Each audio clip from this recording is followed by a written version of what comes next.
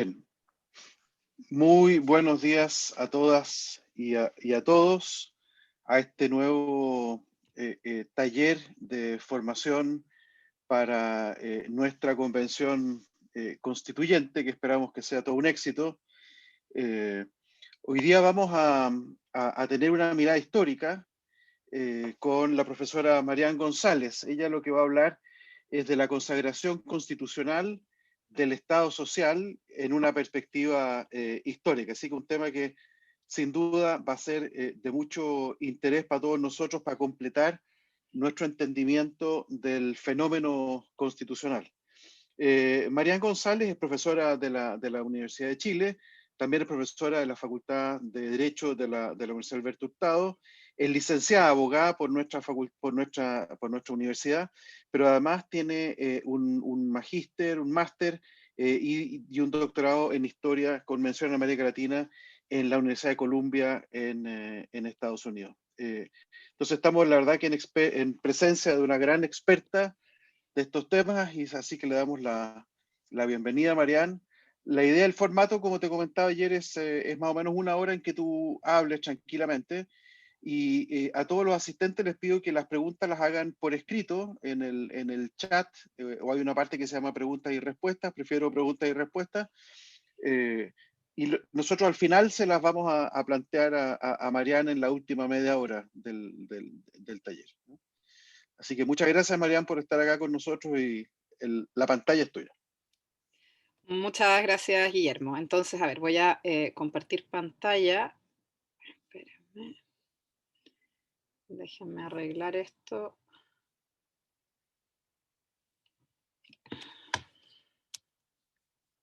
¿Ven bien el Power ahí? ¿Y está pasando? O sea, ahí se mueven las diapositivas. Sí, está bien, Ya, ambas cosas. perfecto. Ya, excelente. Entonces, para... Ok, bueno, entonces, como les decía Guillermo, la idea de esta sesión es analizar desde una perspectiva histórica comparada cómo se ha consagrado el Estado social a nivel constitucional, cuáles han sido los efectos que esto ha tenido, y tratar efectivamente de verlo desde el punto de vista de cuán efectivo ha sido la consagración del Estado social para efectivamente desarrollar un Estado social fuerte, protector de los derechos de las personas y que no produzca otros efectos que podríamos considerar no deseables. ¿Ya? En particular vamos a ver que tiene que ver con que muchas veces el Estado social ha sido también utilizado como una forma más bien de control más que de protección del movimiento social. Para eso les quiero presentar dos tesis, ¿ya? Una tesis que voy a llamar que es como la tesis político-constituyente, lo que yo creo que tiene que ser importante cuando hoy en día pensemos en lo que se va a estar discutiendo durante el proceso de la Convención Constitucional.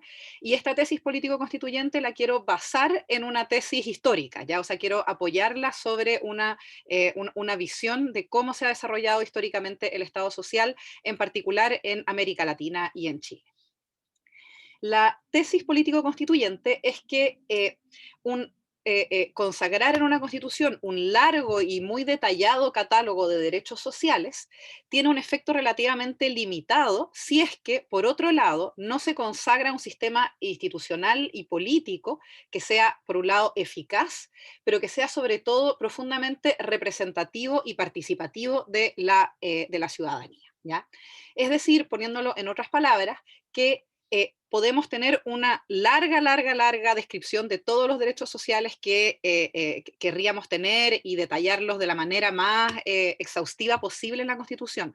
Pero si del lado orgánico de la Constitución, es decir, del lado del diseño de los poderes del Estado, del lado de la forma en que el Poder Ejecutivo, el Poder Legislativo, el Poder Judicial interactúan entre ellos, si esa parte no consagra efectivamente un sistema profundamente democrático, representativo y participativo, entonces el catálogo de derechos sociales lo más posible es que vaya a quedar simplemente como una declaración de buenas intenciones o incluso peor, que vaya a ser utilizado más que para efectivamente promover los derechos de las personas, puede ser más bien para tratar de controlar y generar sociedades más bien autoritarias.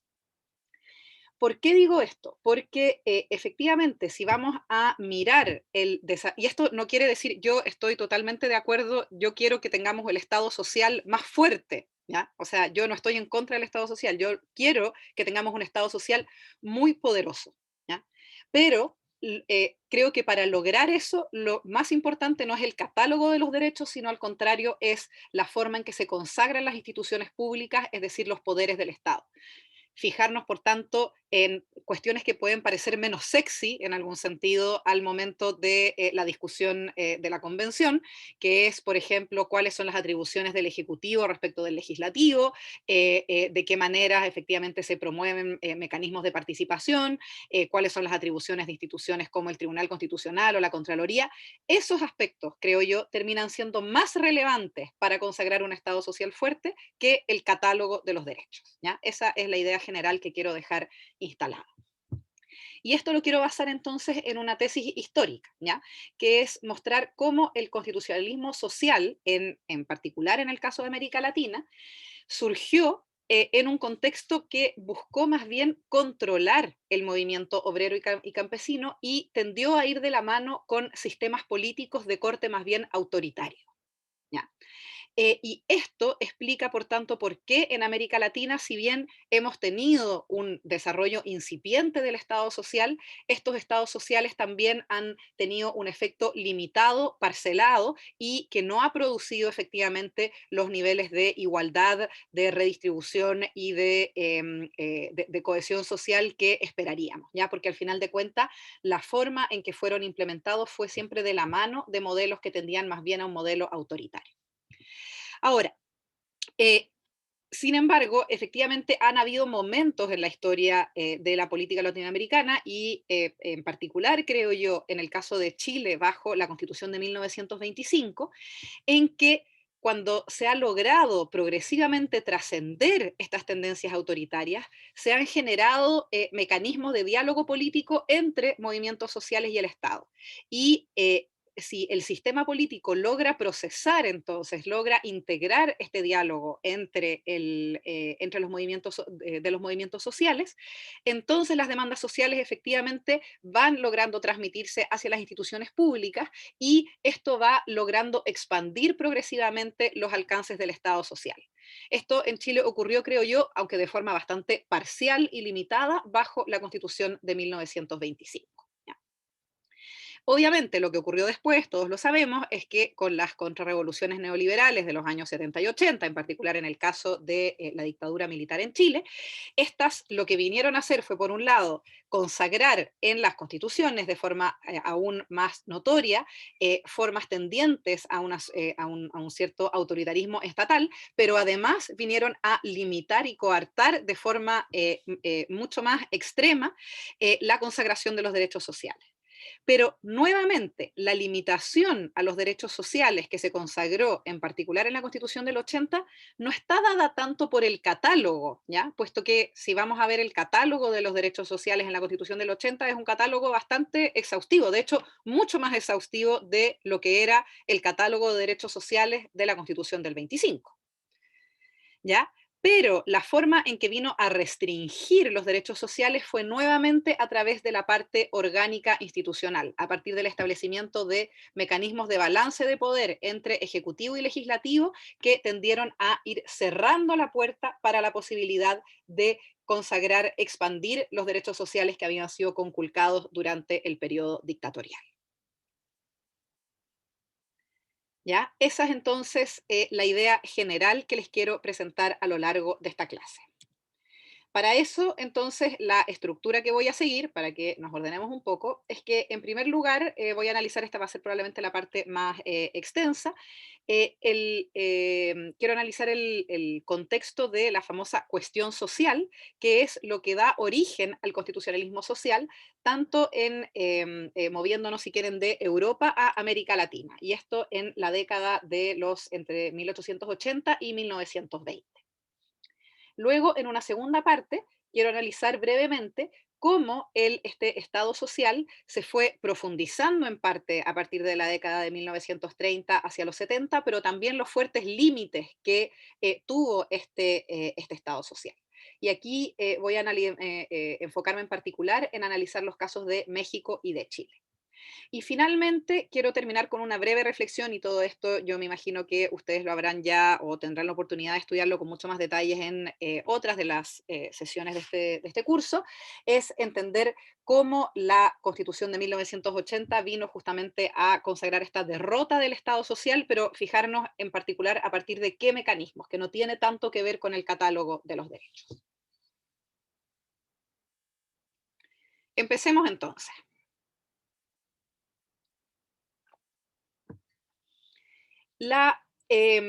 Si vamos a tratar de entender en qué contexto surge el constitucionalismo social, tenemos que remontarnos a finales del siglo XIX y principios del siglo XX, y voy a hacer una muy breve, obviamente en el tiempo que tenemos para el desarrollo de esta sesión, una muy breve recuento de entonces cuáles son las circunstancias políticas, económicas, sociales que dan origen a lo que se va a llamar en la época la famosa cuestión social, y que está entonces a la base del desarrollo de las primeras formas de constitucionalismo social. Como probablemente muchas y muchos de ustedes saben, para entender el desarrollo de la cuestión social debemos remontarnos a las condiciones económicas y sociales que van a comenzar a desarrollarse inicialmente en Europa a mediados del siglo XIX, conocida como la primera revolución industrial, ¿ya? Esto es el desarrollo efectivamente de nuevas formas de producción de nuevas formas de producción masiva, ¿ya? Que van a significar entonces, en términos sociales, dos elementos. Por un lado, una necesidad de concentrar la mano de obra en los centros urbanos que son necesarios entonces para que las personas vayan a trabajar a las fábricas, y nuevas formas de organización del trabajo que entonces van dividiendo, parcelando las formas de trabajar de forma a hacer mucho más mecanizado el tipo de trabajo de las personas, que también implican un mayor como disciplinamiento y regimentación en la forma en que las personas trabajan, ¿ya? El trabajo se vuelve además una forma de trabajo asalariado, ¿ya? Y esto va generando lo que se va a conocer como la proletarización de la mano de obra, es decir, vamos a tener personas que ya no tienen sino su salario para trabajar, que además las condiciones de trabajo en los nuevos centros urbanos donde están hacinados, condiciones de vivienda absolutamente deplorables, son muy precarias, que las condiciones además del trabajo mismo son extremadamente duras, jornadas extremadamente largas, con muy pocos descansos. Y todo esto obviamente va a ir generando un caldo de cultivo para el surgimiento de la organización obrera y las primeras formas de sindicalismo. La organización obrera surge justamente como un resultado de esta nueva concentración de la mano de obra en las ciudades y en torno a las fábricas, puesto que en el periodo anterior, cuando el trabajo era predominantemente rural, si bien las personas también eran fuertemente explotadas, sin embargo estaban mucho más separadas las unas de las otras. Y en ese contexto es mucho más difícil organizarse y es mucho más difícil además percibir en contra de quién quiero organizarme, ¿ya? En cambio que en el nuevo contexto industrializado tenemos efectivamente una mirada, una visión muy clara de quién es el patrón, ¿ya? Que es un mismo patrón para cientos y cientos de empleados. Todos estos empleados están concentrados en un mismo lugar, y esto entonces va a generar obviamente la situación para que los obreros puedan comenzar a organizarse y comenzar a crear los primeros sindicatos. De la mano de esto van a ir surgiendo entonces también las nuevas ideologías de izquierda, ¿ya? Entre la década de 1830 y 1870, el socialismo utópico, el anarquismo y eventualmente el marxismo o comunismo, ¿ya? Que van a ir entonces por un lado, analizando estas nuevas condiciones de trabajo y desarrollando un modelo alternativo justamente de sociedad en la que efectivamente se trata de romper la noción de esta división entre capital y trabajo. Estas ideas, no me voy a detener en un análisis detallado de las ideologías de izquierda, porque ya entonces se nos iría la clase para otro lado, pero estas ideas van a comenzar a circular fuertemente a lo largo, primero en torno a Europa y luego en el mundo, digamos, de forma mucho más global. Primero, a partir de 1848, con una serie de estallidos revolucionarios que van a ocurrir en Europa en ese momento, muchos de ellos algunos que no tienen que ver necesariamente o directamente con la cuestión obrera, pero que van a dar pie para la organización mucho más cohesionada efectivamente de estos movimientos obreros. Van a ir generándose las primeras entonces ligas y lo que se va a conocer como la primera internacional comunista, ¿ya? En que entonces estas nuevas ideologías de izquierdas van a ir generando también redes internacionales que van a tratar de organizar a todo este movimiento obrero, y los desarrollos tecnológicos de la época, en particular el motor a vapor, que va a permitir una suerte de segunda globalización. La primera globalización, los historiadores están de acuerdo que fue el descubrimiento de América, ¿ya? Y los primeros grandes desarrollos de la colonización europea. Entonces, en este momento tenemos una suerte de segunda globalización producida gracias a las nuevas tecnologías que van a permitir un proceso de masivas migraciones, en particular migraciones de Europa hacia el continente americano, ¿ya?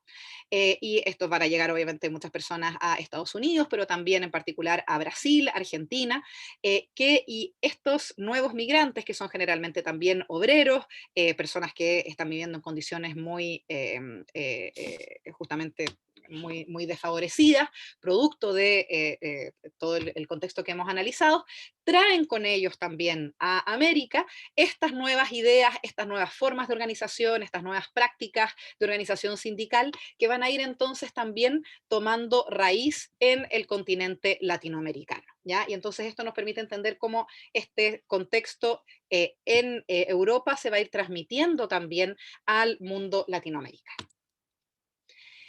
En América Latina, además también obviamente estas ideas toman raíz, puesto que también existe un contexto que las hace significativas, ¿ya? También tenemos en América Latina en este momento un primer desarrollo incipiente de la industrialización, obviamente mucho menos desarrollado que en el caso de Europa, pero sí tenemos los primeros desarrollos de manufacturas, y en particular tenemos un desarrollo por ejemplo, de medios de comunicación como los ferrocarriles, ya que implican un desarrollo industrial bastante más avanzados, y sobre todo en la cadena de producción global que ocupa América Latina en el mundo en ese momento, lo que se va a generar es, para suplir las demandas de materias primas que son necesarias para sostener el proceso de industrialización en Europa, se va a comenzar a generar una presión sobre América Latina para producir estas materias primas de forma mucho más masiva. Y esto va a generar entonces un desarrollo muy avanzado, mucho más intenso de la minería, por un lado, y por otro lado también va a haber una presión mucho mayor para el desarrollo de productos agrícolas, ¿ya? Para suplir entonces la nueva demanda de productos del mercado europeo. Esto entonces también va a generar en América Latina las condiciones de los mismos dos fenómenos. El fenómeno, por un lado, de urbanización y de concentración de sectores populares en las grandes ciudades, en condiciones de vida, obviamente, muy extremas y con condiciones de trabajo muy exigentes y explotadoras. Y por otro lado, esto también, y esto va a ser más propio de América Latina, se va a comenzar también a generar en el mundo rural una creciente presión de grandes explotaciones rurales, los famosos latifundios, por obtener más tierras, ¿ya? Y estas tierras van a ir progresivamente desposeyendo a antiguas comunidades campesinas y, por ejemplo, en el caso de México, que es el que vamos a analizar, a comunidades indígenas que habían logrado mantener porciones de tierra significativas, ¿ya? Estas comunidades van a ser progresivamente desplazadas, desposeídas de sus tierras debido al avance de los grandes latifundios. Y esto entonces también va a comenzar a generar una presión en el mundo rural que va a ir generando también condiciones de vida cada vez más difíciles en el mundo campesino.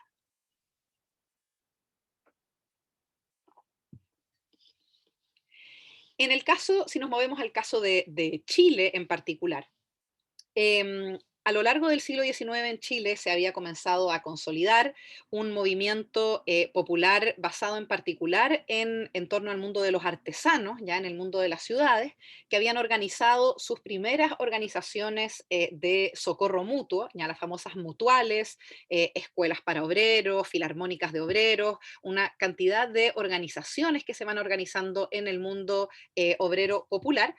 eh, y estas organizaciones van a ser como en algún sentido la base como cultural y social para luego, en el momento en que llega esta nueva ola, si quieren, de esta nueva presión por organizar el trabajo en torno en particular a los centros mineros, ¿ya? Para generar las bases de lo que va a ser el movimiento obrero propiamente tal, que se va a ir organizando en torno a los primeros sindicatos que van a ir surgiendo en Chile entonces a final del siglo XIX. Eh, los sindicatos se van a ir eventualmente agrupando en grandes federaciones, ¿ya? La creación de la FOCH, la Federación Obrera de Chile, en 1909, va a ser parte entonces de este resultado de esta organización obrera, y van a ir surgiendo también en Chile los primeros partidos de izquierda, ¿ya? El Partido Obrero Socialista en 1912 y eventualmente el Partido Comunista de Chile en 1922. En base a esta fuerte organización obrera, van a ir surgiendo también, obviamente, se van a ir desarrollando las primeras grandes huelgas, ¿ya? Huelgas obreras, es decir, de los grupos de trabajadores para obtener mejores condiciones de trabajo respecto de sus patrones, pero también las grandes huelgas generales, es decir, huelgas que tenían que ver con condiciones más bien de consumo de las grandes masas urbanas, la famosa huelga de la carne, la huelga portuaria de Valparaíso, la huelga en torno al aumento del precio de los tranvías, ya van a haber un montón de huelgas que tienen que ver con las malas condiciones de vida de los sectores populares que van entonces a comenzar a generar una sensación de crisis de lo que era hasta ese momento el modelo político y económico liberal y que comienzan obviamente a amenazar fuertemente a las élites gobernantes del periodo.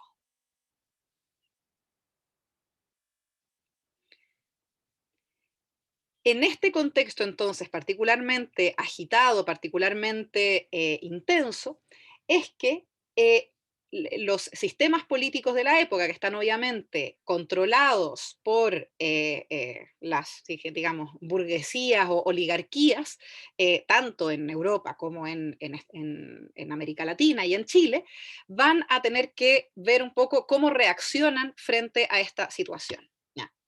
Y básicamente lo que vamos a tener, si miramos esto desde el punto de vista, digamos, desde un punto de vista más bien comparado, son tres tipos de reacciones del sistema político frente a este nuevo contexto de la cuestión social.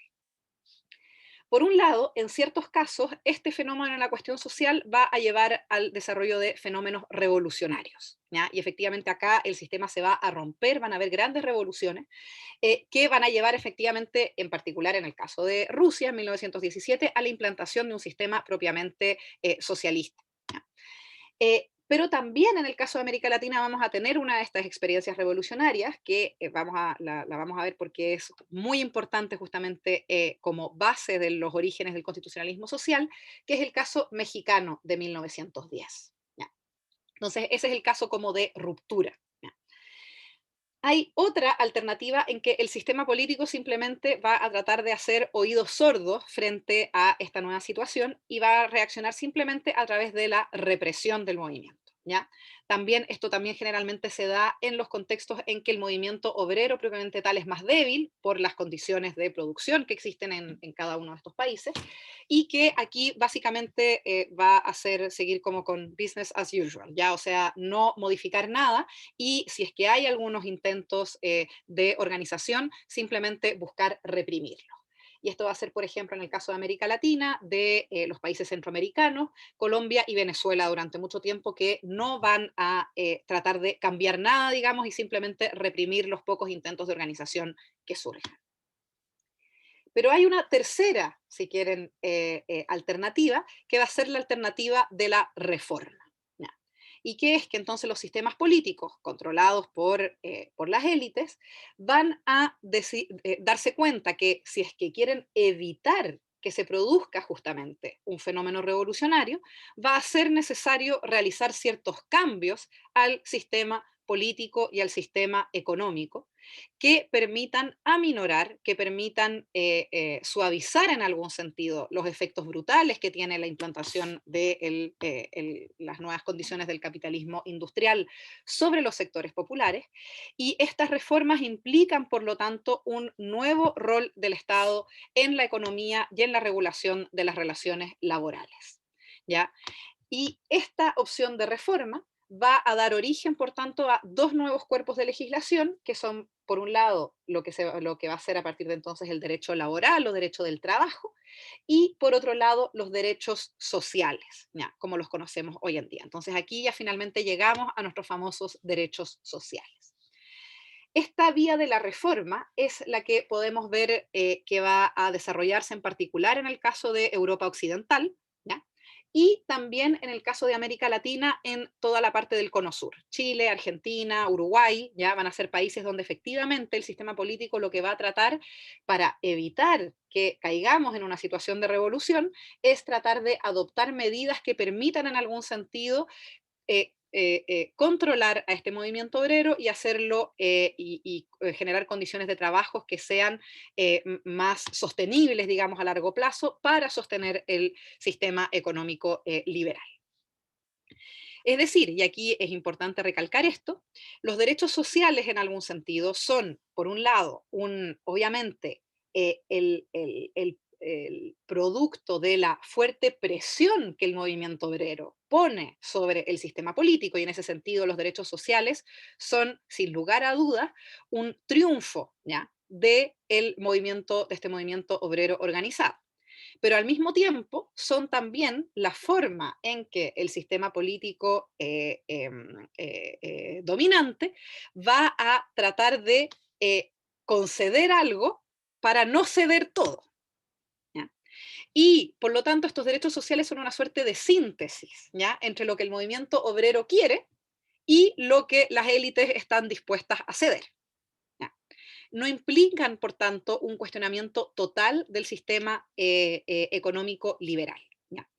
Y en cuanto a en qué consisten exactamente estos derechos sociales, tenemos, bueno, obviamente en el ámbito laboral hay que distinguir, no me voy a extender tanto en esto, pero lo que se entiende como el derecho del trabajo individual y el derecho del trabajo colectivo, ¿ya? Como derecho del trabajo individual tenemos, por ejemplo, la regulación del contrato de trabajo, la jornada de trabajo máxima, restricciones al trabajo de mujeres y niños en condiciones peligrosas, el descanso dominical, sueldo mínimo, protección contra los accidentes del trabajo, pre y postnatal para las mujeres, ¿ya? Todas esas son cuestiones que tienen que ver con regular la relación individual de trabajo de cada trabajador, pero también está la dimensión colectiva del derecho del trabajo que tiene que ver con la formación de sindicatos, el reconocimiento de los sindicatos y el establecimiento de mecanismos de negociación colectiva entre trabajadores y empleadores. Y esto obviamente implica también un reconocimiento del derecho de huelga, ¿ya?, como parte justamente de estos mecanismos de negociación colectiva. Esto también va a llevar a la creación, por ejemplo, lo que se conocen como las juntas de conciliación y arbitraje, que son suertes de mecanismos como de resolución de conflictos para tratar de lograr acuerdos entre trabajadores y empleadores en los contextos justamente de negociación colectiva, ¿ya? Y en términos de los derechos sociales, estamos hablando de una amplia gama de prestaciones que tienen que ver, por un lado, con, obviamente, el desarrollo de una educación pública y gratuita para la mayor parte de la población, obviamente el otorgamiento de prestaciones de salud y desarrollo de políticas también que tienen que ver con la prevención de enfermedades, desarrollo de la higiene, desarrollo también por ejemplo, alcantarillado, etcétera, que tienen que ver justamente con resguardar las condiciones de salud de la población. condiciones obviamente de vivienda, ya que eran particularmente críticas en la época, y el sistema de seguridad social propiamente tal. Esto es seguros para, por ejemplo, en caso de jubilación, en caso de desempleo, en caso de incapacidades. ¿Ya? Esos son entonces los distintos derechos que van a comenzar a desarrollarse en este periodo. Estos derechos, sin embargo, inicialmente son consagrados no a nivel constitucional, sino que a nivel legislativo. Ya son medidas que progresivamente los distintos sistemas políticos van adoptando. En Chile, por ejemplo, muy conocida, bueno, todos la estudiamos para la entrada a la universidad, la famosa ley de la silla, ¿ya? Una de las primeras leyes sociales adoptadas en Chile. La ley de salacunas en los establecimientos industriales, la ley que establece el descanso dominical, etcétera. Se van adoptando entonces distintas leyes progresivamente que comienzan a reconocer parte entonces de estas demandas del movimiento obrero. Ahora, estas demandas entonces a nivel, como dice Javier en el chat, la ley de los pobres en Inglaterra, ¿ya? Y bueno, por ejemplo, también en caso de los primeros medidas como de Estado social que se van desarrollando también en esta óptica de tratar de calmar al movimiento obrero, tiene que ver con todo el desarrollo de Bismarck en Alemania, desde 1870 en adelante, comienzan a adoptarse distintos mecanismos que buscan justamente tratar de controlar el desarrollo del movimiento obrero mediante la adopción de medidas a favor de los pobres y a favor de los obreros. ¿Ya? Esto entonces ocurre primero en base a un desarrollo legislativo. ¿Ya? Cuando, sin embargo, vamos a comenzar a ver que estos derechos sociales se empiezan a transmitir a nivel constitucional. ¿Ya? Y aquí les hago, digamos, la pregunta. ¿Cuál es la primera constitución en el mundo que incorpora derechos sociales?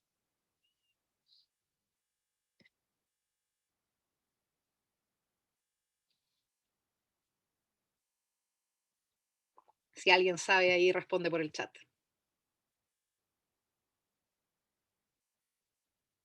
¿Estados Unidos? No, definitivamente Estados Unidos no. Podría decirse que hasta el día de hoy todavía no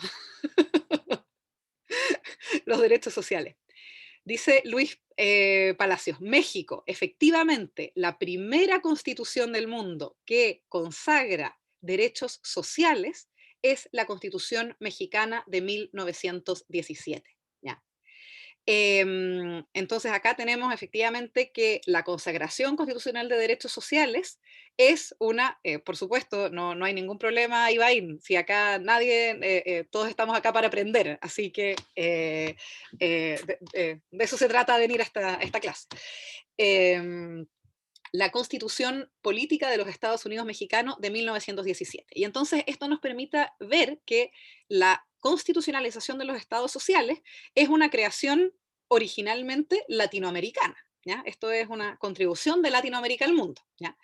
Y efectivamente luego estos derechos sociales van a ir incorporándose a otras constituciones en el mundo. El caso que viene poco tiempo después, por ejemplo, es en Alemania la constitución de Weimar de 1918, que vendría a ser como el segundo caso. ¿Ya? Pero efectivamente la primera vez en que se establecen derechos sociales a nivel constitucional va a ser el caso de México.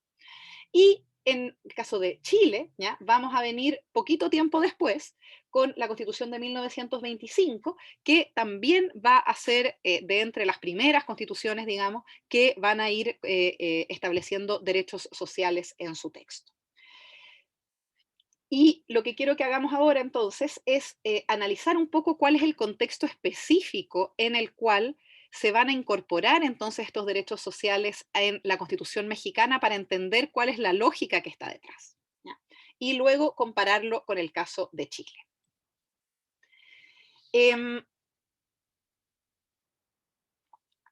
Tengo la dura tarea ahora de tratar de explicarles la Revolución Mexicana como en 4 minutos. Es un proceso extremadamente largo, extremadamente complejo. Pero básicamente, para tratar de hacerlo simple, la Revolución Mexicana, entonces, es una revolución que, en primer lugar, es de las, una tremenda, si quieren, proceso político-social que ocurre, si se fijan, respecto de las fechas, es previa a la Revolución Rusa. ¿Ya? O sea, aquí nuevamente también, cuando tenemos esta noción de que todo primero ocurre en Europa y luego ocurre en América Latina, acá nuevamente vemos que no es así. ¿Ya? La Revolución Mexicana es anterior a la Revolución Rusa, 1910 comienza, y va a ser un proceso político extremadamente violento, masivo. O sea, se calculan que murieron aproximadamente 1 millón de personas y que hubo 1 millón de desplazados, producto de las guerras que se extendieron por más de 10 años, ¿ya? Entre 1910 y 1920. Pero es una revolución que en realidad tiene muchas revoluciones en una. ¿Ya? Son distintas revoluciones que en algún sentido se van sucediendo las unas a las otras. Esta revolución parte, en primer lugar, como una suerte de revolución burguesa bastante clásica, ¿ya? De sectores más bien de económicamente acomodados del norte de México, que se habían beneficiado de todo el desarrollo, el fuerte desarrollo justamente capitalista y exportador de finales del siglo XIX a través de grandes haciendas, etcétera, pero que estaban privados en algún sentido de poder político, puesto que el sistema político imperante en México en ese momento era lo que se conocía como el porfiriato, una suerte como de dictadura prolongada desde 1870 hasta 1910. Estuvo a la cabeza formal o informalmente el mismo gobernante, Porfirio Díaz, ¿ya? Que entonces se reelegía de manera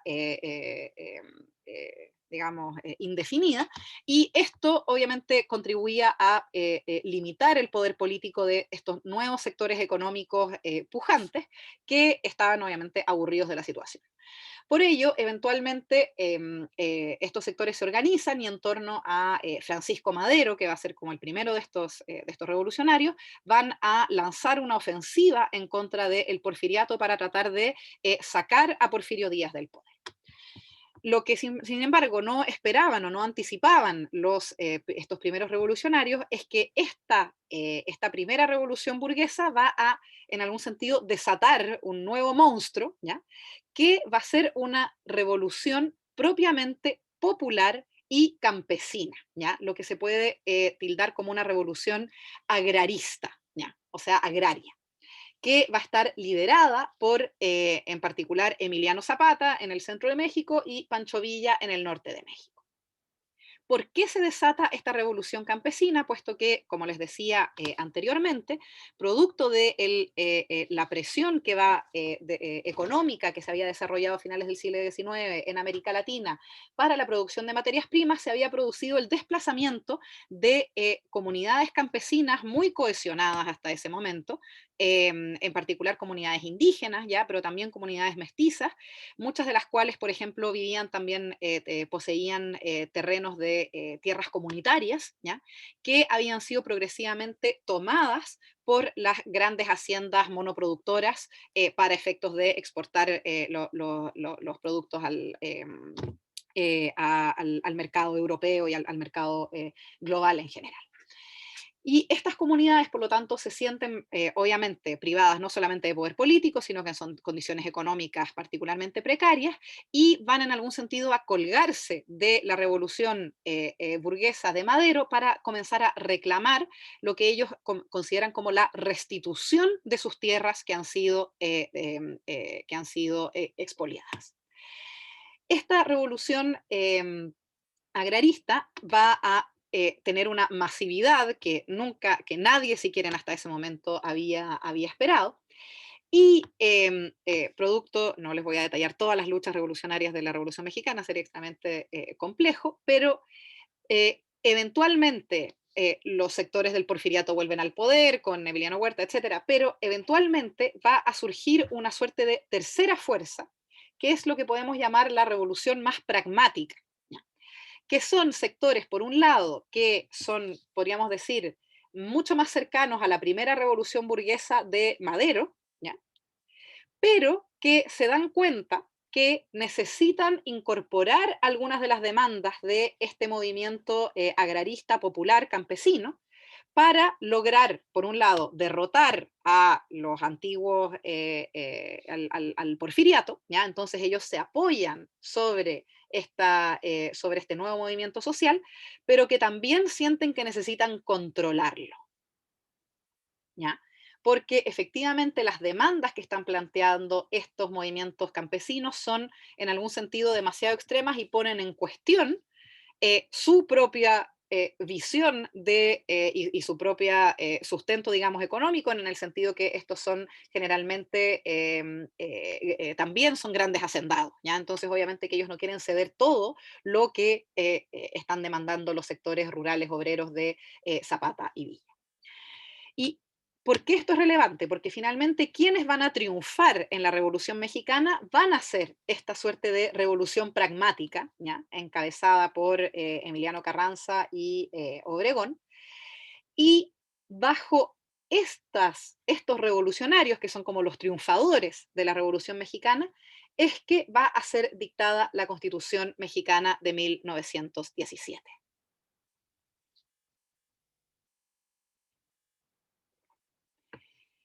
Carranza, que básicamente a esas alturas era un dictador, digamos, que había asumido casi todos los poderes del ejército llamado constitucionalistas hasta entonces, va a ser quien va a diseñar la Asamblea Constituyente que va a dar resultado a la Constitución de 1917. Carranza va a eventualmente a comenzar a luchar en contra de Zapata y Villa, a quienes ve como demasiado revoltosos y contrarios, si quieren, al sistema de orden que él quiere establecer. En la Constitución del 17 en esta Asamblea Constituyente, se va a prohibir que sectores que han luchado en contra de Carranza y Obregón se presenten como candidatos a la constituyente, por lo tanto quedan excluidos también los zapatistas y los villistas, ¿ya? De la Asamblea Constituyente del 17. Eh, y, y entonces esta constitución del 17 va a ser una suerte de, nuevamente, una suerte de síntesis, ¿ya? Entre, por un lado, eh, estos sectores que se dan cuenta que necesitan ceder algunos aspectos a las demandas populares, pero que también están muy orientados a tratar de controlarlos, ¿ya? Puesto que no quieren que esto se salga de control. Y la Constitución la Constitución mexicana de 1917 es eso, ¿ya? Es esta suerte de ir y venir entre un intento de control del movimiento obrero, pero también de recoger en ciertas partes estas demandas. Ya me está quedando poco tiempo y tengo mucho más que cubrir, por lo tanto no lo vamos a poder ver con detalle, pero solamente para hacer una muy breve, si quieren, idea de en qué consiste esta Constitución mexicana de 1917 en términos de los derechos sociales. Son dos generalmente los grandes artículos de la Constitución mexicana del 17 que se recogen como los que vienen a consagrar este nuevo Estado social a nivel constitucional. Por un lado está el artículo 123, que viene a ser básicamente, bueno, van a quedar con esta presentación y yo les puedo enviar el PowerPoint también después para que lo revisen con calma. El artículo 123 es casi que un código del trabajo constitucionalizado. O sea, acá yo les puse, son dos láminas completas del PPT y eso que está muy cortado, ¿ya? Yo simplemente hice una selección. Son básicamente 5 o 6 páginas, es solamente el artículo 123, en que se establecen con un detalle muy exhaustivo los derechos sociales que hasta ese momento habían sido los demandados en parte por el movimiento obrero. Tenemos duración de la jornada, pre y postnatal para las mujeres, salario mínimo, tenemos incluso derecho a los trabajadores a participar de las utilidades de la empresa, salario igual para hombres y mujeres, ¿ya? Organización de los sindicatos, derecho a huelga, etcétera, ¿ya? Derecho al despido injustificado, etcétera. Ahora, lo que es relevante es que en esta regulación el Estado pone particular énfasis en establecer cómo se van a crear los sindicatos y quién va a controlar estos sindicatos, ¿ya? Y en gran medida los derechos sociales que se establecen en la Constitución mexicana de 1917 tienen que ver con consagrar muchos derechos sociales para los trabajadores, pero asegurarse que va a ser el Estado quien va a controlar las organizaciones obreras y en particular los sindicatos, para asegurarse que éstas vayan a ser siempre, que no vayan a, en algún sentido, rebelarse en contra del Estado. ¿Ya?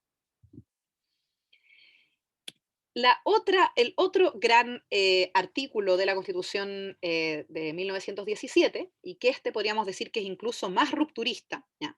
Es el artículo 27, y es el artículo que tiene que ver con los derechos de propiedad.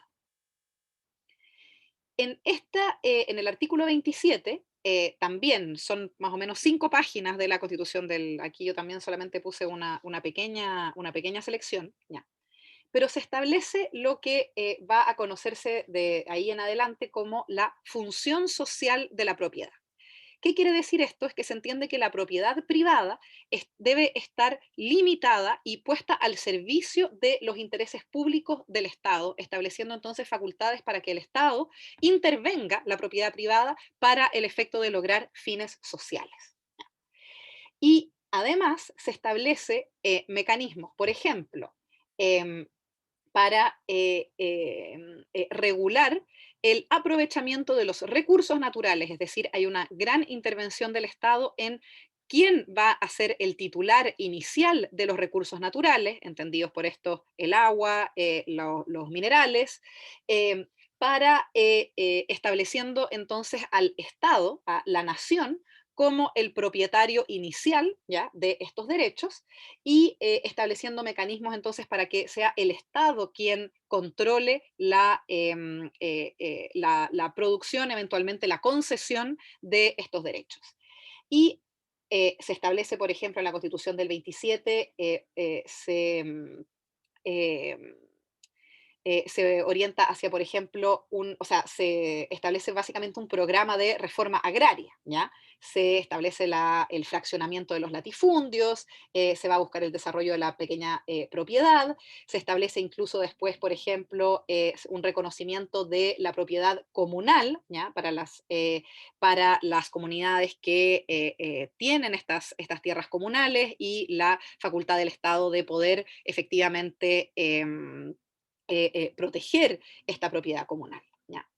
Pero nuevamente, todo esto se hace en la medida en que es el Estado quien se pone como el principal propietario de todo esto y que se va a encargar de distribuir estos bienes al resto de al resto de la sociedad.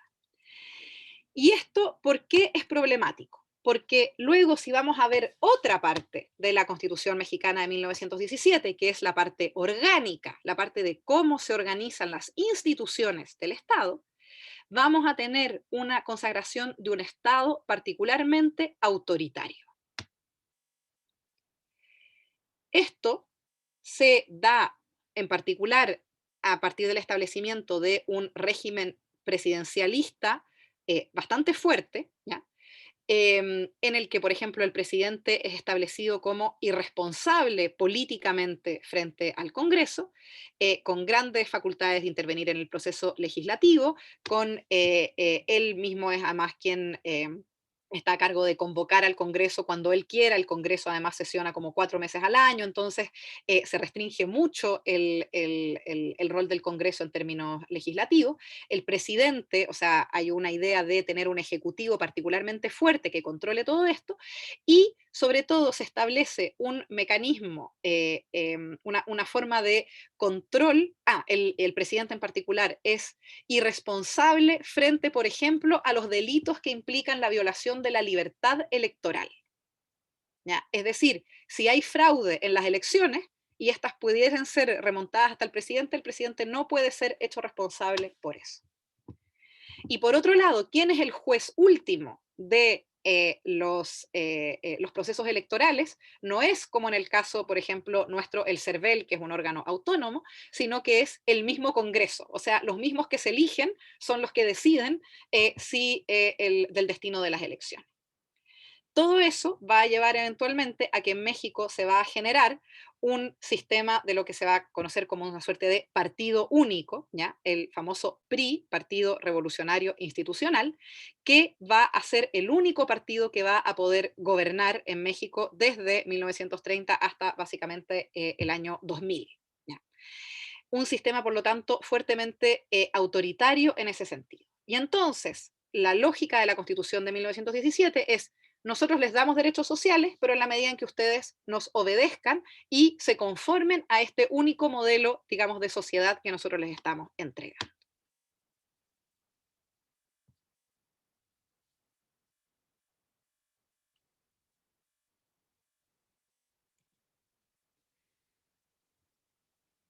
¿Qué pasa en Chile, ¿ya? En comparación? En Chile, y esto voy a pasar bastante más rápido porque me imagino que es bastante más conocido para todos ustedes, la crisis constitucional entonces que lleva a la dictación de la Constitución de 1925 tiene que ver con el famoso ruido de sables, ya en que los militares van a intervenir el Congreso, un Congreso que se había negado durante todos los años del gobierno de Alessandri Palma a dictar justamente un conjunto de leyes sociales que buscaban justamente resolver esta famosa cuestión social. Los militares intervienen, obligan al Congreso a dictar las leyes sociales, pero esto obviamente genera una ruptura institucional, en que acá les puse la caricatura, este león es el león de Tarapacá, es decir, Alessandri Palma, y este señor acá con atuendo militar es Carlos Ibáñez, ya entonces se ve a Carlos Ibáñez ahí domando al león, domando a Alessandri. Va a comenzar a producirse entonces un conflicto entre poder militar y poder civil, que va eventualmente a llevar entonces a la ruptura del orden constitucional anterior y eventualmente una suerte de acuerdo entre las fuerzas militares y las fuerzas civiles de Alessandri, de decir, bueno, ya, dictemos una nueva constitución que va a ser la constitución de 1925.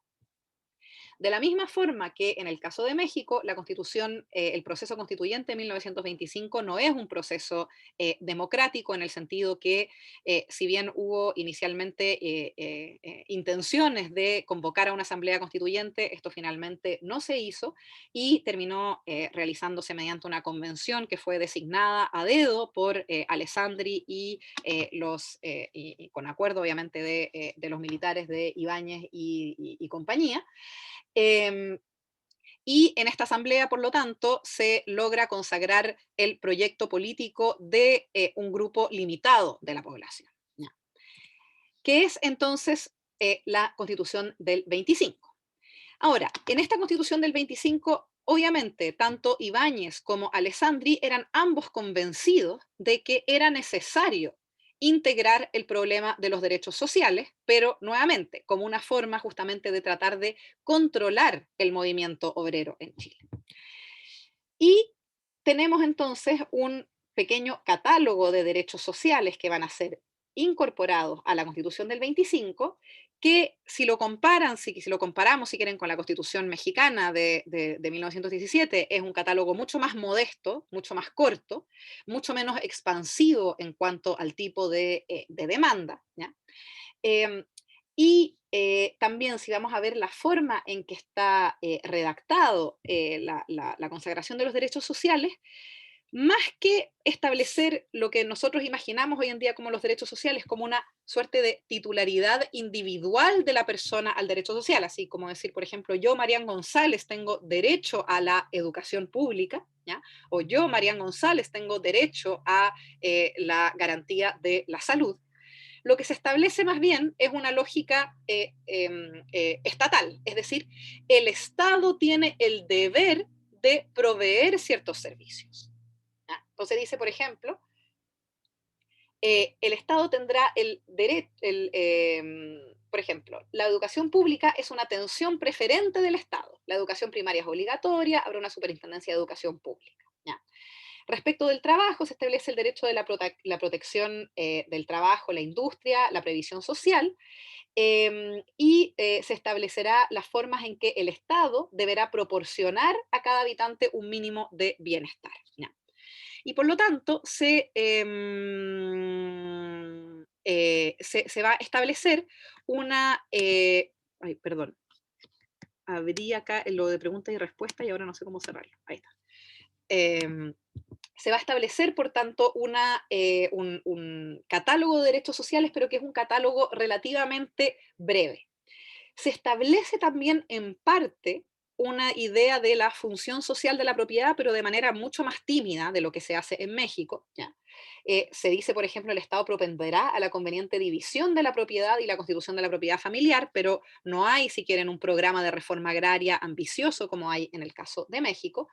Y se establece que el derecho de propiedad está sometido, si quieren, a las condiciones sociales, pero, digamos, queda de forma un poco más, un poco menos detallada de lo que está establecido en la Constitución mexicana. ¿Ya?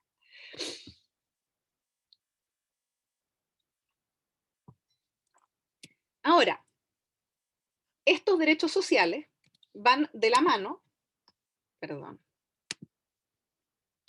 con, obviamente, lo que tiene que ver con son los aspectos orgánicos de la Constitución del 25, que como ustedes también probablemente bien saben, la Constitución del 25 establece, no de la misma forma que la Constitución mexicana, pero sí también tiene esta pequeña tendencia, este pequeño, podríamos decir, tufo autoritario, ¿ya? Que tiene que ver también con consagrar un sistema fuertemente presidencialista, un sistema que también establece mecanismos eficientes para el presidente para controlar la disidencia política, que son todo el régimen de estados de excepción, de los cuales los presidentes se van a valer con bastante frecuencia a lo largo del siglo XX, ya entonces, que permiten, por lo tanto, un estado, digamos, bastante constante de represión política de los movimientos sociales y políticos que son contrarios al Estado. Pero, y aquí está la gran diferencia con la Constitución mexicana del 17, el Congreso, la forma en que se regula el Congreso y cómo se regula también el sistema electoral en la Constitución de 1925, va a establecer un espacio efectivamente de pluralismo político y profundización democrática. ¿Ya? Se establece un sistema electoral proporcional, este va a ser también el periodo en que se va a ir expandiendo progresivamente el sufragio, con eventualmente ya tenemos sufragio universal, incorporación del sufragio femenino, eventualmente el voto de los analfabetos, etcétera. Un crecimiento constante de la participación electoral y un sistema político, se establece también, no lo marqué acá, pero muy importante, el CERVEL, ¿ya? El servicio electoral, que va a resguardar, por lo tanto, efectivamente la independencia del proceso electoral y asegurar entonces elecciones que son no intervenidas por el Ejecutivo y por lo tanto relativamente justas. Y esto va a permitir el desarrollo en Chile de un sistema multipartidista, donde el Congreso entonces representa a múltiples fuerzas políticas que van a estar van a verse empujadas a dialogar constantemente y que van a ser la base para permitir que los movimientos sociales dialoguen con el Congreso, presionando, por lo tanto, tanto al Congreso como al presidente a ir respondiendo a las distintas demandas sociales de la población. Y entonces, el suerte de autoritarismo en potencia que está consagrado en el modelo hiperpresidencial se va a ver moderado por un Congreso que sí va a ser una suerte de espacio propiamente democrático en la Constitución del 25. Esto estamos llegando ya a las 9, pero empezamos un poquito más tarde, así que voy a tratar me voy a tomar, yo creo, unos 5 o 10 minutos para tratar de cerrar algunas ideas y que pasemos entonces a responder las preguntas. Perfecto. ¿Cómo se va a desarrollar esto en términos, digamos, cuáles van a ser las consecuencias de estos dos modelos, ya del modelo mexicano por un lado y del modelo chileno por otro, en términos de sus efectos en la consagración de un Estado social? Si vamos a ver el caso de México, ya, perdón. El México postrevolucionario, es decir, el México de los años, si quieren, 20 hasta los años 70, 80, ¿ya? va a ser un sistema entonces en que se va a consagrar esta hegemonía del PRI, el Partido Revolucionario Institucional, que va por lo tanto a controlar todo el proceso eleccionario, no permitiendo que otras fuerzas políticas se manifiesten, que va a concebir además la lógica del movimiento obrero como una lógica de cooptación y control del movimiento obrero. Se van a desarrollar tremendos sindicatos y centrales sindicales en México, centrales sindicales tanto obreras como campesinas, ¿ya? Las que van a estar a cargo de supervisar el proceso de reforma agraria, pero estos sindicatos siempre van a estar controlados por el Estado a través de lo que se conoce como los charros, ¿ya? Que son como los enviados del PRI dentro de los sindicatos que están a cargo de asegurarse que el sindicato efectivamente responda a lo que a los mandatos del partido. Si es que no se responde a los mandatos del famoso charro, entonces las consecuencias son básicamente una represión política inmediata, van a haber asesinatos, o sea, esto no va a ser, no es un... no se preguntaba por favor, ¿ya? Esto simplemente se imponía por la fuerza. La reforma agraria efectivamente se va a llevar adelante, va a ser un proceso masivo, ¿ya? Pero va a ser una reforma agraria que finalmente lo que va a lograr es efectivamente romper los grandes latifundios que existían en México hasta ese momento y en algún sentido liberar el mercado de la tierra para el mercado. ¿Ya? O sea, la tremenda concentración de las tierras que existían en el siglo XIX en México va a ser en algún sentido va a dejar lugar ahora a un mercado agrario, ¿ya? Que va a hacerse disponible, si quieren, para nuevos empresarios agrarios que van a poder ir apropiándose de estas nuevas tierras y no necesariamente va a ir en beneficio de las comunidades campesinas, que son las que habían luchado a favor de la revolución en un primer momento. La lógica, además del otorgamiento de derechos sociales, va a ser siempre en base a una suerte de clientelismo y lógica de lealtad. O sea, si usted efectivamente responde a los mandatos del PRI, responde a los mandatos del Estado, a nosotros a ustedes le entregamos lo que usted quiere, pero si usted no responde, entonces usted no tiene nada y además se va probablemente de golpes o incluso de... puede ser incluso ser asesinado si es que comienza a organizarse en contra del Estado, ¿ya? Y por lo tanto va a haber una lógica en que el movimiento obrero, por más que vaya creciendo y desarrollándose, va a estar constantemente controlado por un Estado que va a volverse crecientemente más autoritario, ¿ya? Y esto desemboca, por ejemplo, en eventos como la famosa masacre de Tlatelolco de 1968, en que justamente había existido una suerte de levantamiento en contra de estas lógicas autoritarias del PRI, que termina nuevamente en una masacre espantosa.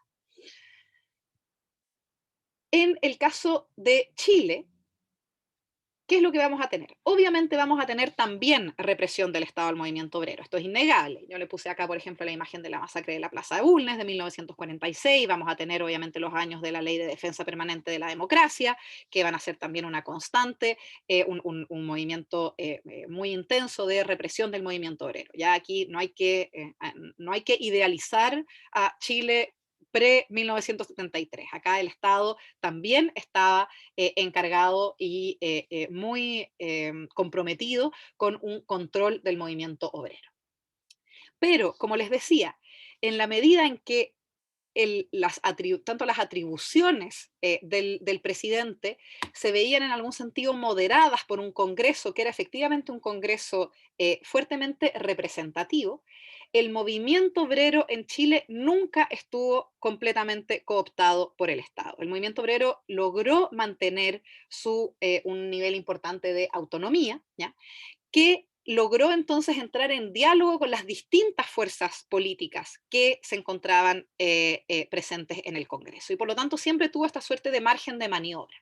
¿Y qué es lo que fue permitiendo esto? Fue permitiendo una creciente, si quieren, penetración de las demandas sociales dentro del aparato estatal, con una forma que podríamos llamarla expansiva, ¿ya?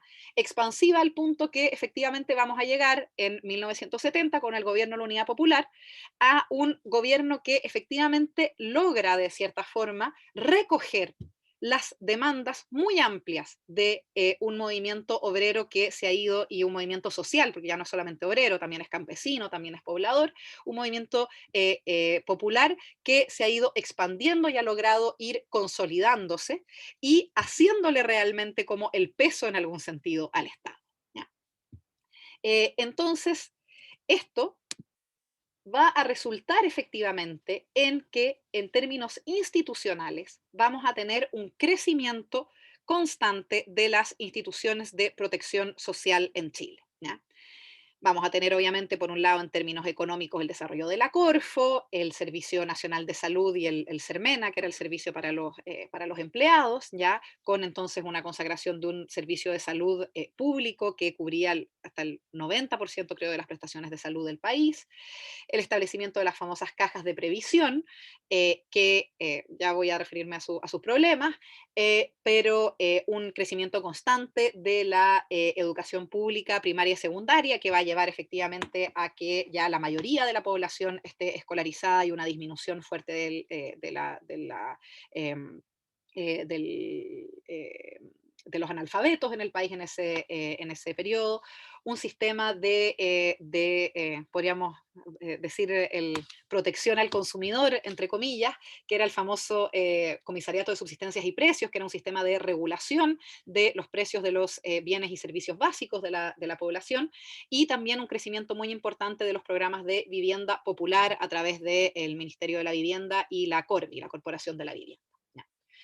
Obviamente nada de esto era ideal, ya todos estos sistemas tenían fuertes problemas, se dan además en un contexto de la crisis del modelo de sustitución de importaciones, ciclos inflacionarios muy importantes que reducen los poderes adquisitivos de la población, y es un sistema que también opera en parte en estas lógicas un poco clientelistas, ¿ya? Porque, por ejemplo, si vamos a ver el caso de las cajas de previsión, ¿ya? Son cajas, es un sistema segmentado, no es un sistema universal. O sea, los obreros tienen su caja, los empleados particulares tienen su caja, los empleados públicos tienen su caja, los militares tienen su caja, los obreros del ferrocarril tienen su caja, y así sucesivamente. Habían, no sé, hasta 17 cajas y como 40 regímenes distintos de previsión social, y estos distintos regímenes obedecían a cuán exitoso era cada uno de estos grupos sociales en lograr presionar al Estado para obtener un mejor sistema de previsión, ¿ya? O sea, aquí teníamos efectivamente, también operaba un poco esta lógica clientelar, pero una lógica clientelar podríamos llamar grupal más que individual, ¿ya? Eh, y esta institucionalización del Estado social se va a ir profundizando, ¿ya? En términos constitucionales, ¿ya?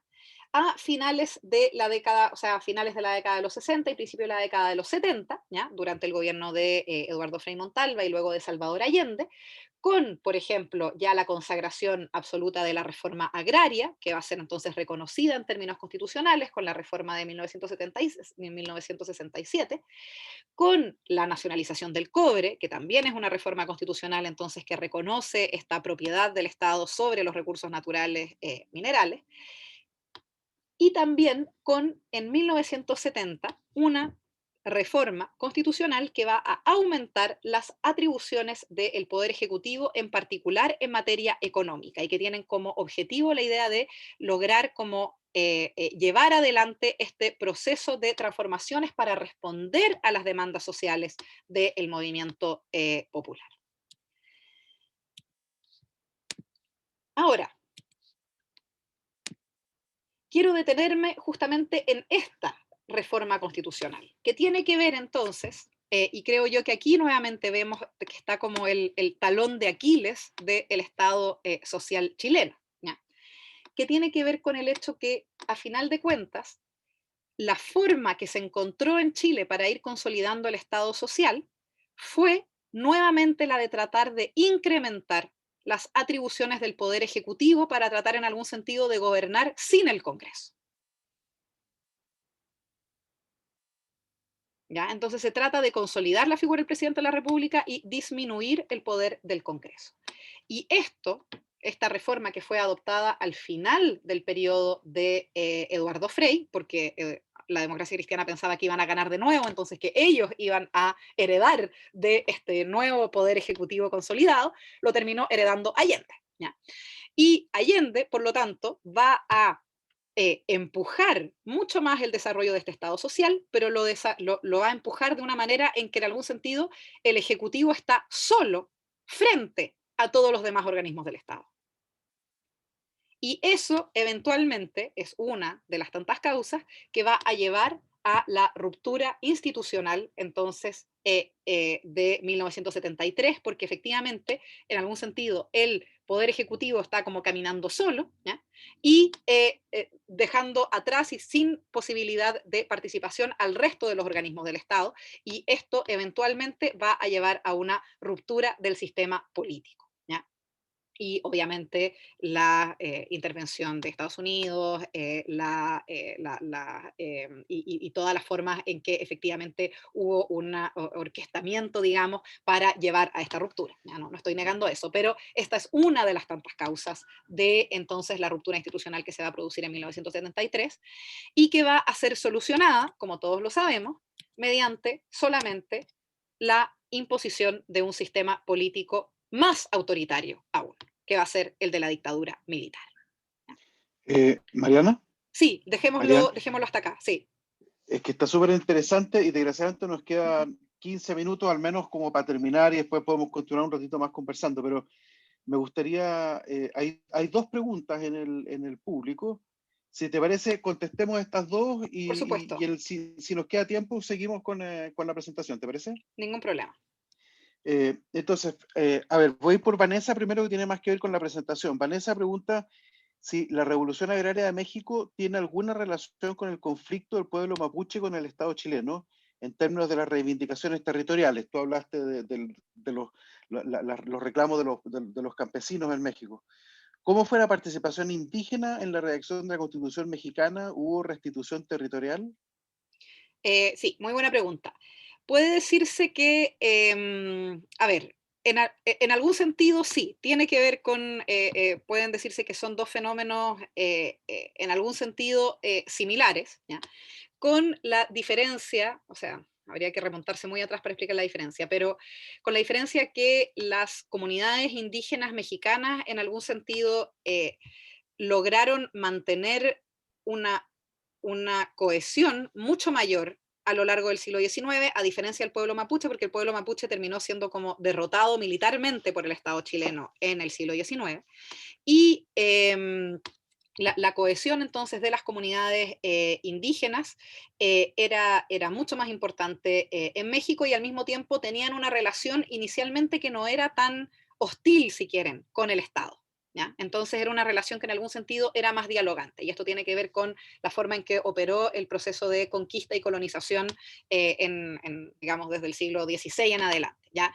Que entonces el pueblo mapuche fue un pueblo que resistió el dominio del Estado colonial español y logró efectivamente impedir que la corona invadiera sus tierras, mientras que las comunidades indígenas mexicanas en algún sentido fueron colonizadas, pero logrando mantener un cierto grado como de autonomía relativa dentro de sus propias comunidades.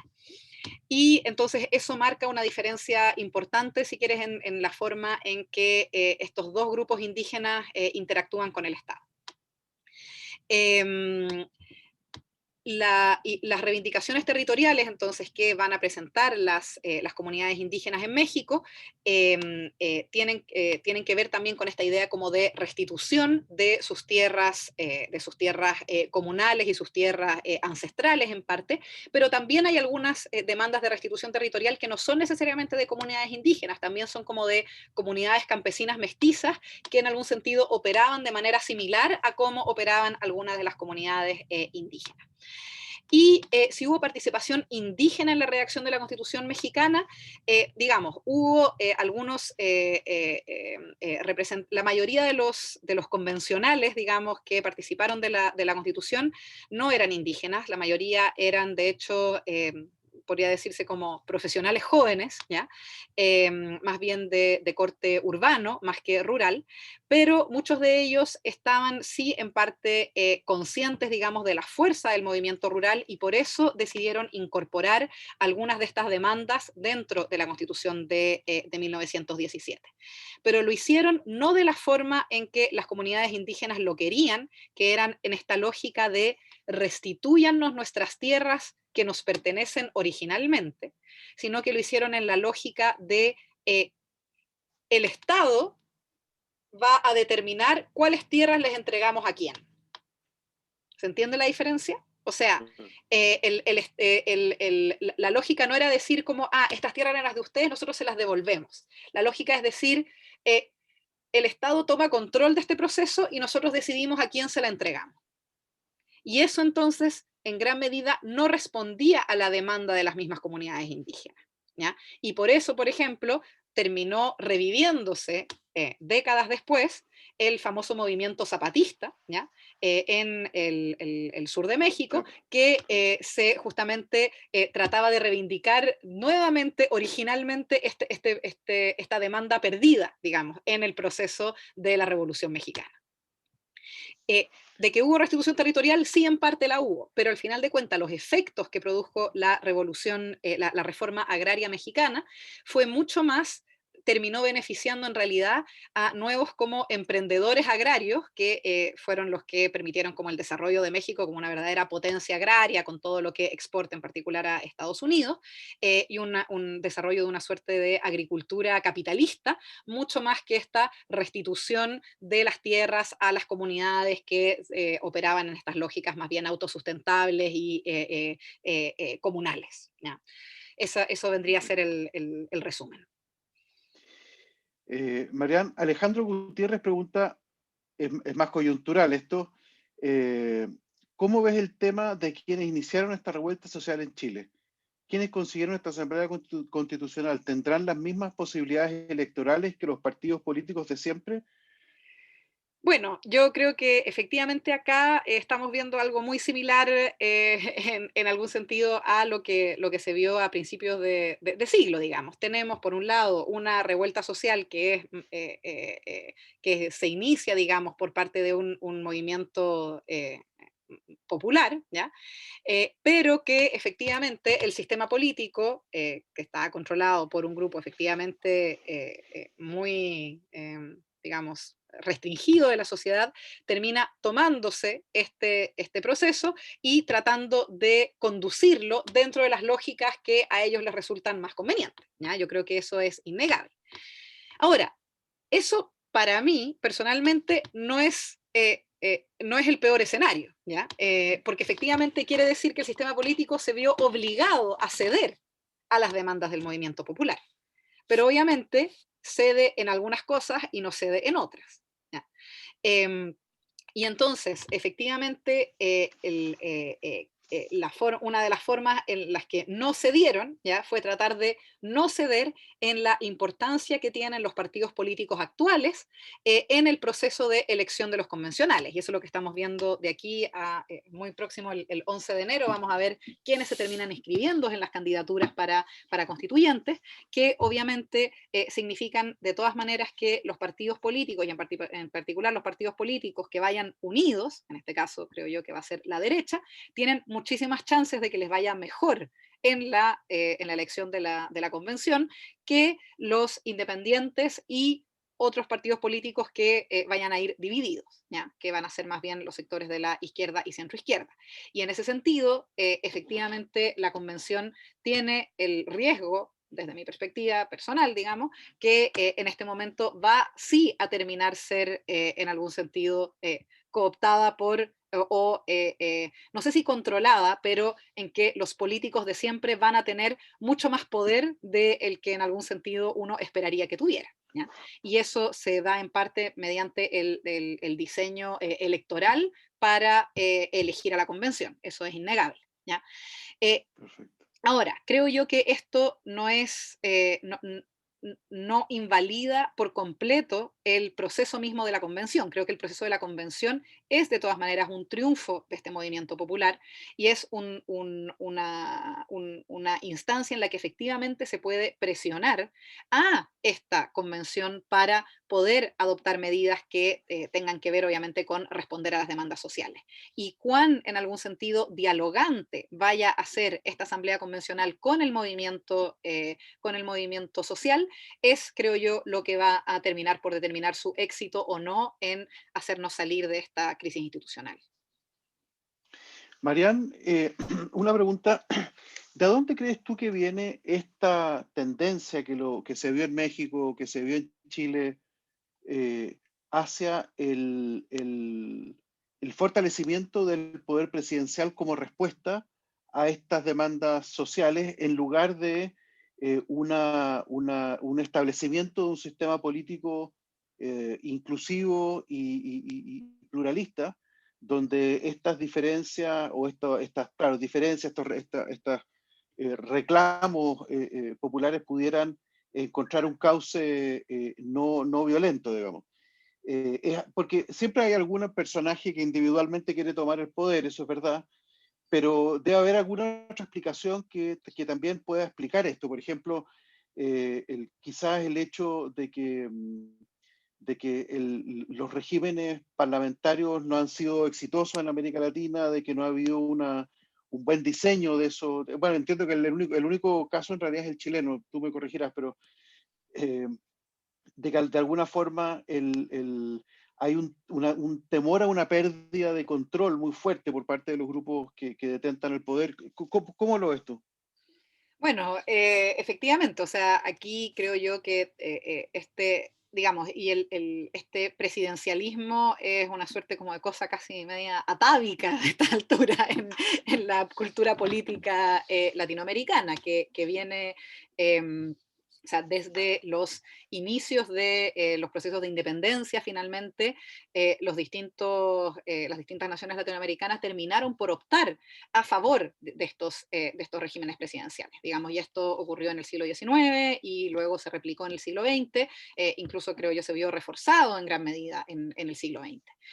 Eh, ¿Por qué, digamos, esta dificultad de pensar en un régimen más representativo? Creo yo que tiene justamente que ver con el hecho que el Estado siempre o sea, se concibió el Estado como en algún sentido como la suerte de propiedad o, digamos, cerco privado, digamos, de un grupo limitado de la sociedad que tiene un pavor absoluto a abrir los canales de representación a grupos más amplios.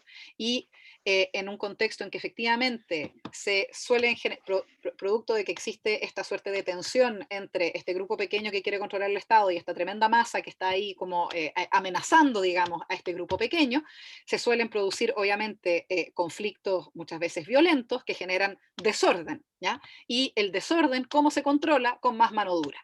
¿Cómo se implementa la mano dura? Con un control unificado y central del poder. Entonces hay una suerte como de círculo Círculo vicioso. vicioso, exacto, en la que en la medida en que este pequeño grupo se niega a soltar el poder del Estado, entonces se genera más desorden que es necesario controlar con más autoritarismo, entonces con más concentración de las atribuciones presidenciales, y de esa no hemos logrado salir.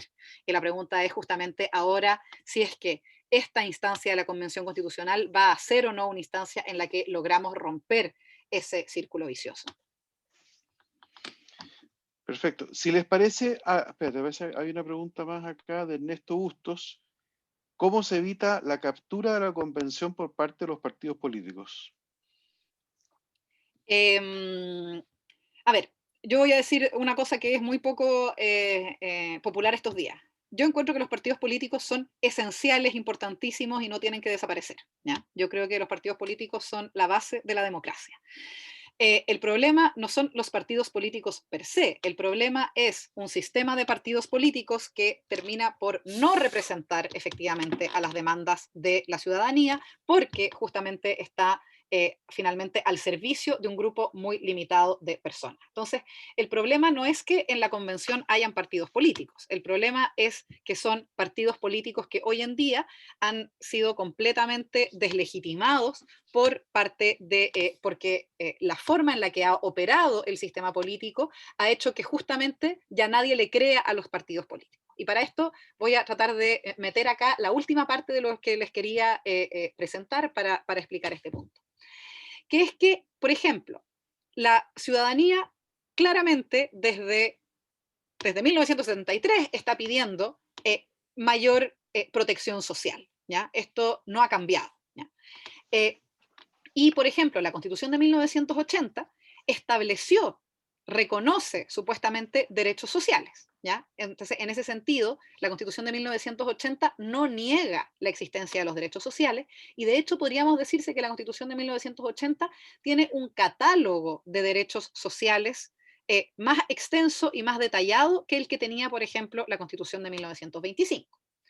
Sin embargo, obviamente, la forma en que están redactados estos derechos sociales tiene ciertas limitaciones, ¿ya? Por ejemplo, muchos de estos derechos sociales están concebidos más como libertades que propiamente como derechos, ¿ya? Y, por ejemplo, lo que se protege es el ejercicio de la libertad en el acceso a estos derechos, pero no el derecho en sí mismo. Eso es un problema. Y además, obviamente, está el problema de una concepción de la propiedad privada que efectivamente toma mucha primacía por sobre la garantía de otros derechos sociales. Pero esto, creo yo, no es el mayor problema que tiene la Constitución del 80. El mayor problema que tiene la Constitución del 80 es, como ha dicho el profesor Fernando Atria, a quien creo que ustedes también ya escucharon o van a escuchar, es que ha generado una incapacitación del sistema político para responder a las demandas económicas y políticas de la población. Y esta incapacitación del sistema político para responder a las demandas de la población han generado finalmente que los partidos políticos nadie les cree. ¿Ya? Nadie les cree que van a hacer lo que dicen que van a hacer, porque efectivamente el sistema no les permite hacer incluso lo que quieren hacer. ¿Ya? ¿Por qué? Porque por un lado tenemos un ejecutivo que es muy poderoso, ¿ya? Que controla todo el proceso legislativo, por ejemplo, a través de los mecanismos como la iniciativa exclusiva de ley, ¿ya?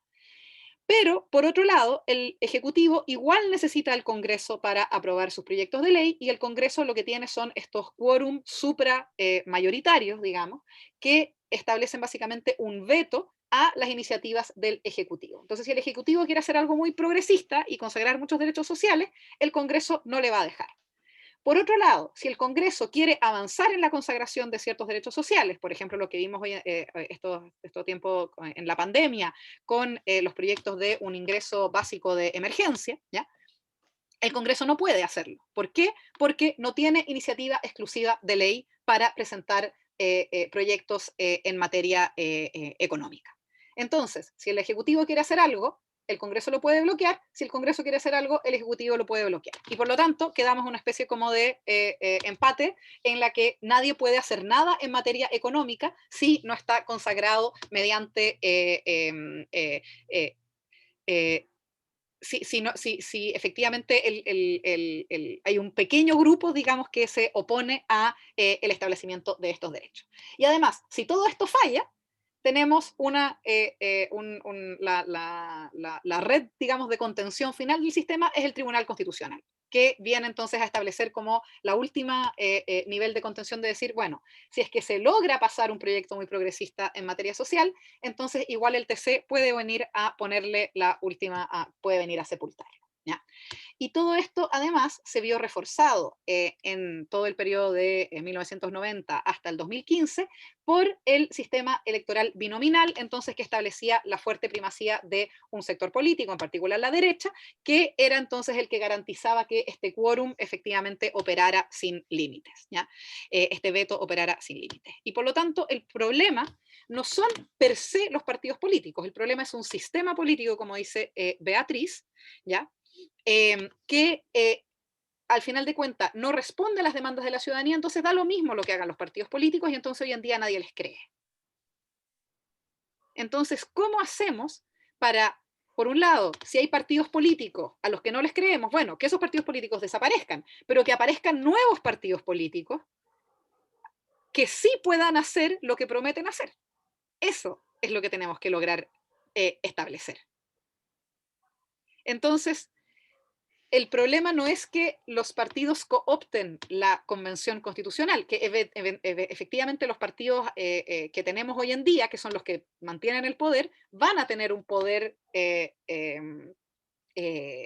sobre representado, si quieren, en esta convención. Pero el problema es cómo logramos que esta convención establezca un sistema político que permita que surjan nuevos partidos o que los partidos que ya existen se reconviertan para efectivamente lograr hacer lo que la ciudadanía les pide que hagan. ¿Ya? Em, te levanto las últimas dos preguntas y pues ya Perfecto. estamos justo en el Sí. tiempo. Mira, por un lado, Ernesto Bustos pregunta, ¿cómo evitamos que el estallido social no se convierta en un preámbulo de un conflicto social más grave?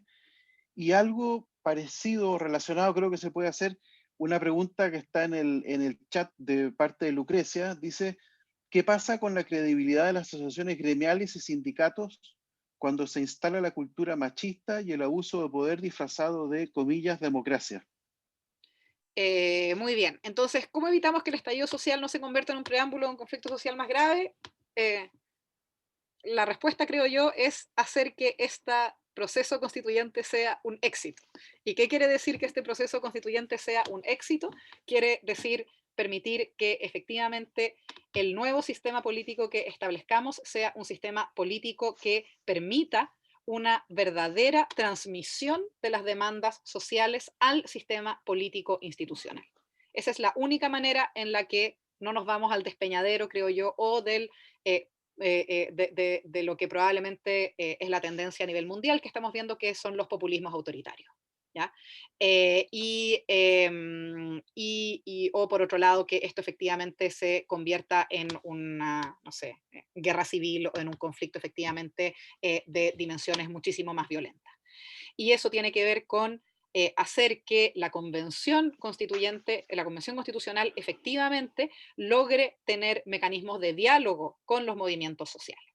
Y aquí voy a la otra pregunta. Bueno, pero hoy en día, ¿quiénes son los movimientos sociales? Porque también hay una suerte como de tendencia a mitificar o a idealizar a los movimientos sociales, como si los movimientos sociales fuesen estos lugares como puros, de un espacio, digamos, en que el pueblo se expresa de la manera más espontánea posible. Ya.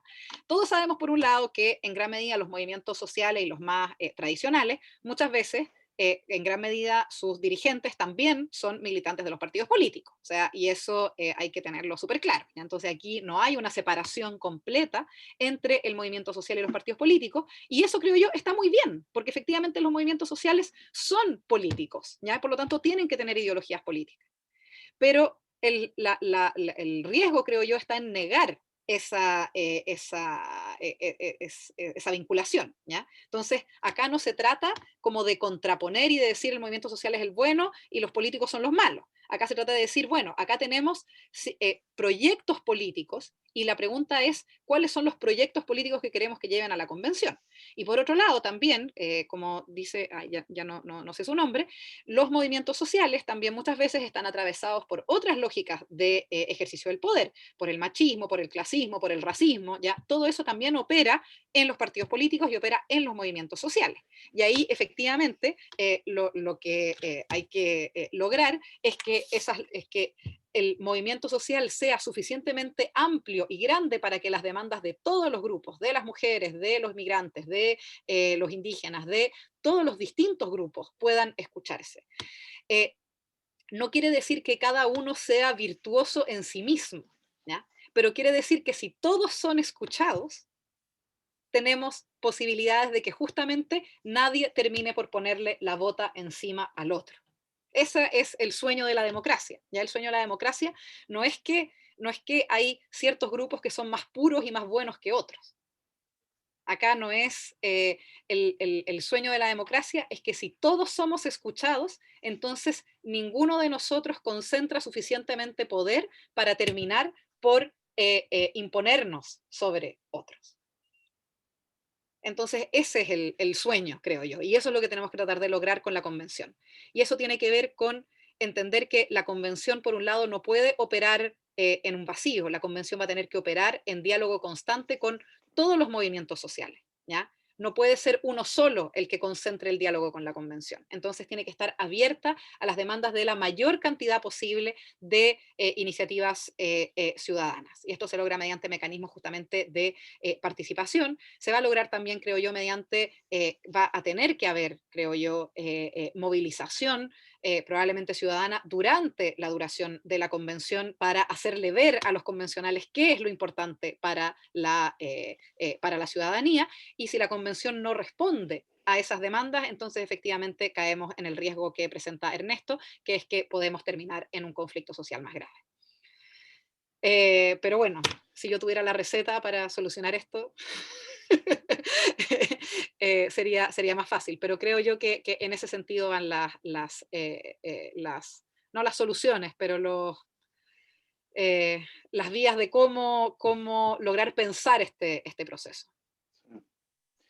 Yo creo que hay que, y con esto podemos ir terminando, yo creo que respecto a este último punto, hay que tratar de multiplicar los espacios de diálogo y de transparencia, tanto de las cosas que se estén conversando como de las decisiones que se estén tomando, porque creo también que hay un riesgo en incentivar de alguna forma un movimiento que también tiene que es bastante inorgánico, digamos, donde no hay líderes, es muy fácil perder el control y por lo tanto creo que más bien hay que apostar y creo un poco en eso estamos nosotros y amplificar los espacios de diálogo, de conversación, de información, y una vez que comience la convención seguramente va a haber que buscar formas también distintas de ir chequeando qué se está diciendo, cuáles son los temas, de manera que todos podamos estar bien informados. Marian, te agradecemos mucho, ha sido una estupenda sesión, creo que el público quedó muy contento. En el chat se puso la página web donde están el resto de las sesiones antiguas. Marian, yo te lo puedo mandar después a ti personalmente, si es que no lo alcanzaste a ver, pero en alguna parte por Perfecto. ahí circuló. Así que muchas gracias, Marian. Ahí hay un muy buen comentario de Tiffany. Muchas gracias también a todos ustedes y nos encontramos hoy día en la tarde, a las 6 de la tarde va a estar Claudia Hayes y vamos a estar hablando sobre el tema de cómo estructurar un poder político más o menos granular. Así que nos esperamos hoy día a las 6 de la tarde con Claudia Hayes en este mismo lugar. Muchas gracias Muchas nuevamente, gracias a Marian, y que ustedes. estén muy bien todos. Muchas gracias a todos. Espero que les haya servido. Muchas gracias, que estén muy bien. Muchas gracias.